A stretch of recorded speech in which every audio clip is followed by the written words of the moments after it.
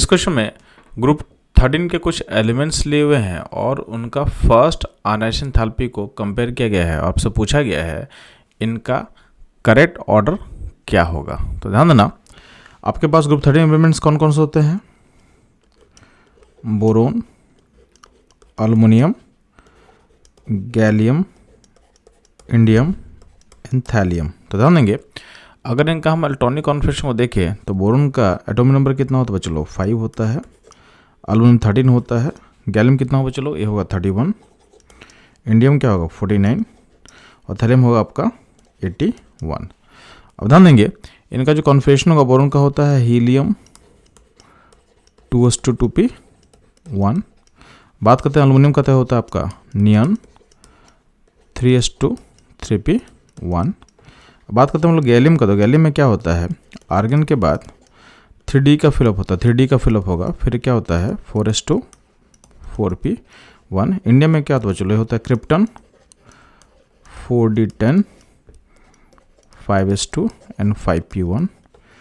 Thallium में क्या हुआ चलो जेनन 4f14 5d10 6s2 6p1। अब ध्यान देंगे जो आपका थैलियम होता है, थैलियम में क्या होता है 4f14 के कारण क्या होता है इसका पोर सीलिंग होता है। इसके कारण होगा कि आउटर मोस्ट इलेक्ट्रॉन पे अट्रैक्शन क्या होता है बढ़ जाता है, तो यहाँ से इलेक्ट्रॉन निकालना क्या होता है डिफिकल्ट होता है। तो थैलियम का जो आयनाइजेशन एंथैल्पी होता है एक्सपेक्टेड था नीचे घटना चाहिए था, तो एक्सपेक्टेशन हमारा क्या था कि डाउन द रूट यहाँ से आयनाइजेशन एंथैल्पी क्या होना चाहिए था घटना चाहिए था, 8 डिग्री होना चाहिए था। बट यहाँ पे ध्यान देना कहाँ कहाँ पे एक्सेप्शन आएगा वो पता होना चाहिए। तो होता क्या है कि थैलियम में due to poor shielding of 4f electron आपके आउटरमोस्ट क्लाउड पे अट्रैक्शन क्या होगा बढ़ जाता है, तो यहाँ से इलेक्ट्रॉन निकालना डिफिकल्ट होता है।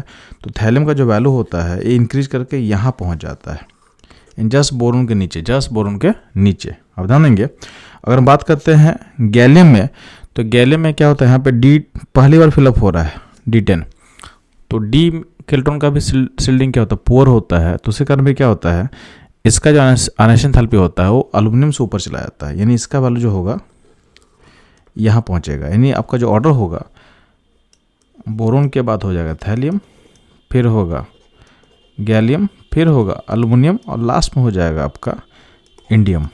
तो इस ऑर्डर को देखिए तो कौन सा ऑप्शन हमारे साथ मैच करेगा, तो मैच ध्यान देना इन सारे ऑप्शन में देखना जो मैच कर रहा है हमारा फोर्थ ऑप्शन, ठीक है। तो इस क्वेश्चन का जो फोर्थ ऑप्शन होगा करेक्ट ऑप्शन होगा। अब ध्यान देंगे इसको हम जस्टिफाई कर सकते हैं एनसीईआरटी के डेटा से भी। तो आपके सामने एनसीईआरटी का टेबल में शेयर कर रहा हूँ, तो यहाँ पे ग्रुप 13 के एलिमेंट्स दिए हुए हैं और उनका पहला आयनाइजेशन एंथैल्पी यहाँ लिखा हुआ है। तो आप देखोगे बोरोन का 801 है, ठीक। उसका देखना थैलियम का कितना है 589 है। उसके बाद देखना आपका गैलियम का कितना दिया हुआ है 579, फिर एल्युमिनियम होगा और लास्ट में क्या होगा लास्ट में होगा आपका इंडियम, ठीक। तो ये तो इसका कॉन्सेप्ट हो गया, डेटा भी दिखा दिया आपको। इसको याद कैसे करना, तो याद करने के लिए सिंपल ध्यान देंगे आपको बस याद रखना W एक ग्राफ में बनाया हुआ आपको दिखा रहा हूँ, तो W की तरह ग्राफ बना हुआ है थोड़ा, ठीक है, इस तरह का ग्राफ बना हुआ है, ठीक। तो यहाँ पे आप प्लेस कर देंगे इसको, तो ये टॉप मोस्ट पॉइंट बोरोन के लिए हो गया, ठीक है। ये आपका एल्युमिनियम का पॉइंट हुआ, ये पॉइंट हो गया गैलियम के लिए बढ़ गया, फिर यहाँ पे इंडियम में बहुत ज़्यादा घट गया, फिर थैलियम में बढ़ गया। तो अल्टीमेटली क्या होगा इस ग्राफ का एंड पॉइंट सिमेट्रिकल नहीं है, तो आपको ध्यान देना है बोरोन के बाद क्या होगा थैलियम, फिर क्या होगा गैलियम, फिर एल्युमिनियम, फिर इंडियम। तो ये दिमाग में पिक्चर आपके जब सेट हो जाएगा तो भी इस ट्रेंड को आपको याद करने आपके लिए काफ़ी आसान हो जाएगा। तो इस तरह के इंटरेस्टिंग ट्रेंड को एनालाइज करने के लिए हमारे साथ बने रहें। मिलते हैं हम लोग नेक्स्ट क्वेश्चन में।